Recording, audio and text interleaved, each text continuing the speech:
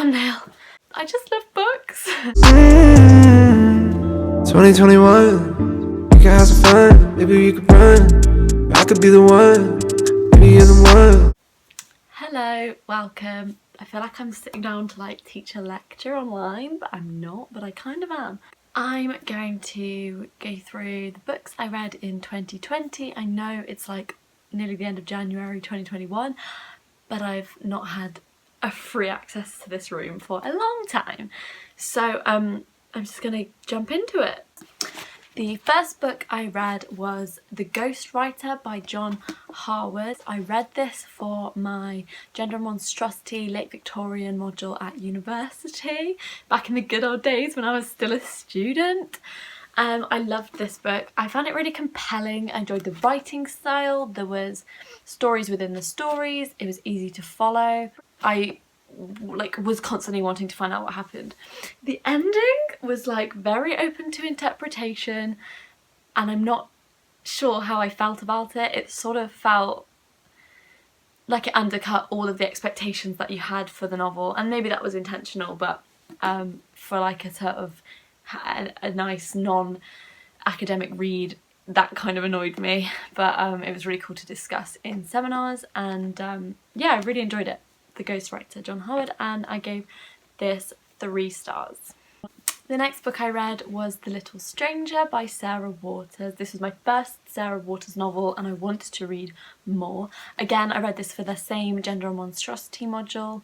It's really interesting. You have this sort of dull, pacified, sort of unreliable narrator in this doctor figure, and it's about the sort of collapse of big estates after World War II.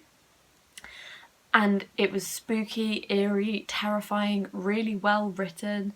The perspective's really interesting, and I ended up rewriting a section of the novel for my final grade and got a first, so that was really cool. And I think it's because of how great the writing was in this that it was so it was almost easy to recreate that same narrative voice because of how well Sarah Waters does it. I gave this 4 stars. The next book I read was The Strange Case of Dr. Jekyll and Mr. Hyde by Robert Louis Stevenson. I read this for my Gothic module, my Victorian Gothic module at university, and I can't believe it took me that long to read it, because this has been on my radar obviously since starting studying English literature and talking about Jekyll and Hyde and the sort of double figures and things like that. So I would definitely recommend this book if you're wanting to get into Gothic, if you're wanting to get into sci-fi. It's a wonderful one, and it's very tiny. The shortness just really sort of reflects how fast-paced the story feels of this like basically very bad situation that happens, so you're kind of eager to get to the end, and I absolutely loved this. I gave this 4 stars. The next one I read was Carmilla by Sheridan Le Fanu, and it's basically sapphic vampires. Need I say more? Read this for my Gothic module. I ended up writing my final essay on it with Dracula and Dorian Gray. I just found this text so interesting. It's a short story, it doesn't take that long to read. It's haunting, just read it. You're like, it's great. If you like Gothic fiction, if you like vampires, if you like sapphic material, definitely give it a go. It's fun to sort of decipher the plot as you go through and spot anything that's happening that turns out to be quite pivotal to the story. I gave that 5 stars. The next book I read was for my creative dissertation that I had to write for the end of my creative writing section of my degree, because I was a joint honours student, and I read Annie on My Mind by Nancy Garden. I basically googled short stories or fiction containing 2 lesbians because my short story project was called Refocus, and it was all about queer love stories and pioneers. This book was written in the 80s, and when you really think about that, it is quite groundbreaking that this novel did quite so well. Definitely would recommend this one. It's nothing like groundbreaking in terms of the writing style, but the sort of story around it and the content is really important, and I just really liked the story, and I gave it 4 stars. The next book I read was my first for pleasure reading after I'd finished my degree, and that was The Poet X by Elizabeth Acevedo. This, okay, I'm not a poetry person. This is a novel told through poetic form, and what a way to start my reading from after uni. It's got so much heart, it's heartbreaking, it's beautifully written, it covers some really important topics. X is such a well-rounded character, and it just like drops you in the middle of this story that is so intense. But if you don't like poetry, don't not read this, because I thought I wouldn't. I think I struggled at first, but it's so well done. Both thumbs up for this. If you haven't, definitely read this. I gave it 5 stars.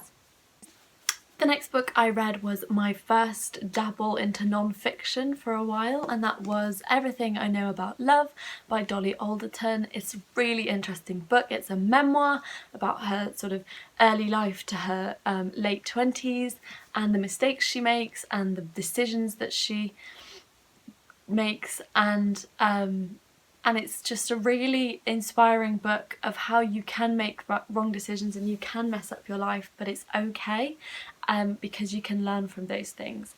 I read it at the perfect time. I was feeling so helpless that I'd finished uni, and this sort of put a spring in my step and reminded me of all the things that I have done and all the things that seem meaningless and how they're really not. Becca and Justine got me this for my 21st birthday, so yeah, I loved this book. I gave it 5 stars, filled with laughter, regrets, pain. It's really reassuring, and Dolly's actually just brought out a novel, and I'm very excited to read that next year. So yeah, 5 stars. The next book, or books, that I read were the Shiverlinga Forever series by Maggie Stiefvater. I am going to kind of like loop these all in together, because I feel like once you've read all 3, they sort of merge into one, which is not a bad thing. I am usually a standalone book kind of person. I'm not very good with finishing series, but I actually did this one. Shiver I read in literally like 40 hours.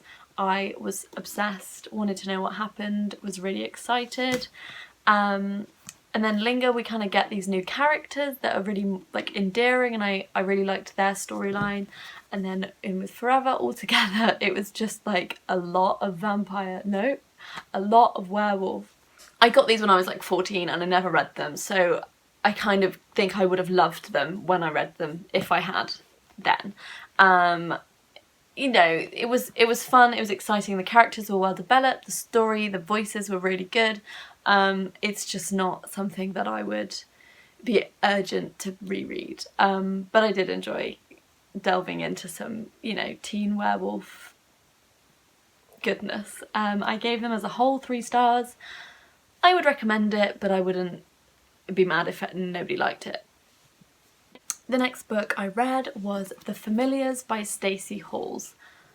Wow, okay, I loved this book. Immediately needed to know what happened. The fact that it's written from a female perspective in 1612 is very cool and very novel. It's based in Lancashire and the Pendle Witches, and it's just so intriguing. Great plot, interesting hook from the beginning, really great descriptions. I was stopping to write down phrases and descriptions that she'd used, because Fleetwood just has the best voice ever. So I gave this 5 stars, could not put it down. It took my attention immediately, and all I cared about was finding out what happened. And no part of the book disappointed. It wasn't like the ending didn't like live up, and it was just really good. And I've just got The Foundling, it came yesterday, and I can't wait to read that next year. And I gave this 5 stars. The last book I read, I subbed in for Girl, Woman, Other, because I just wasn't in the right headspace to really focus on that book, and I wanted an easy read, and I picked up the Flatshare, which I've heard lots about on Bookstagram because I saw it in the works for like a nice lovely deal, and just went, yep, this light-hearted read will do. It's easy reading, it's immersive characterisation, excellent plot, it's brilliantly funny. two people sharing a flat and a bed who've never met. We all know what's going to happen. We all know where we want this story to go, but it takes you there in such an interesting way and in a really well written, and it's just so well thought out. It's brilliant. Read it, enjoy it, do it. It was a great book to end the year on. And I also gave this 5 stars. That is it. Those are all the books that I read in 2020. I read 12 books, which is 1 a month, but I probably read more like 2 a month every so often. I have fallen back in love with reading this year.